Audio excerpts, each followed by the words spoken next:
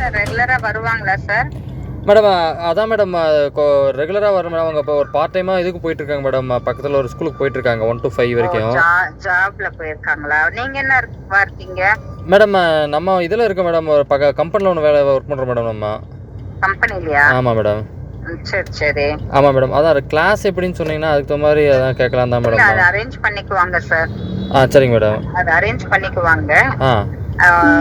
Book, record, dress, uniform எல்லாமே வந்து உங்களுக்கு எல்லாமே கொடுத்துருவாங்க. ஓ சரிங்க மேடம். Okay madam. அது நம்ம இப்போ கிளாஸ் ரெகுலராக வர்ற மாதிரி இருக்குமா மேடம்?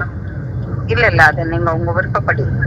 சரி சரிங்க மேடம். இல்லை அதான் நெக்ஸ்ட் இயர் வந்து உங்களுக்கு 4 வருஷம் ஆகுது. ஓ சரிங்க மேடம். இன்டகிரேட்டட் கோர்ஸ் ஆகுது. அதனால இப்போ நீங்க ஏதாவது முடிச்சுக்கிறதா இருந்தா இப்போ முடிச்சுக்கோங்க. ஓ சரிங்க மேடம். ஓகே. இல்லை கிளாஸ் வர்றது தான் கொஞ்சம் நமக்கு இதாக இருக்கு மேடம். ஏன்னா அதுதான் நம்ம இருங்க நான் ஸ்டாஃப் கிட்ட கொடுக்குறேன், நீங்க பேசுங்க.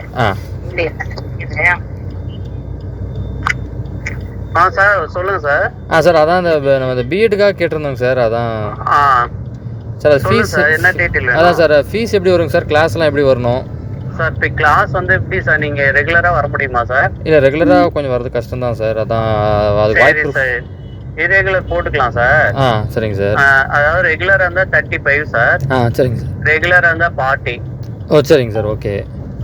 இயருக்கு அது வந்து நீங்கள் ஒரு 2 தவணையாக கூட கட்டிக்கலாம் இன்ஸ்டால்மெண்ட்டில். Okay okay sir. ஓகே. அதுக்கப்புறம் அது இல்லாமல் எக்ஸாம் ஃபீஸ் வரும் சார். சார் இப்போ நம்ம கிளாஸுங்க வரதா இருந்தால் நம்ம வாரத்தில் ஒரு நாள் வந்துக்கலாம். நீங்கள் உங்களுக்கு இஷ்டமாக இருந்தால் நான் போகிறேன் கிளாஸ் அப்படின்னா நீங்கள் 10 மணி காலேஜ் ஓப்பன் ஆகிடும். 3 மணி கிளாஸ் முடியும். சரிங்க சார்.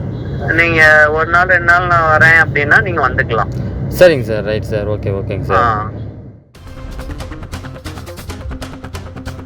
குமுதம் செய்திகள் நடத்திய கள ஆய்வில் தனியார் கல்லூரிகளின் முறைகேடு வெட்ட வெளிச்சமாகியுள்ளது. பணம் கொடுத்தால் போதும் பட்டம் பெற்றுவிட முடியும் என்ற பிஎட் கல்லூரிகளில் நடக்கும் தில்லுமுள்ளு அம்பலமாகியுள்ளது.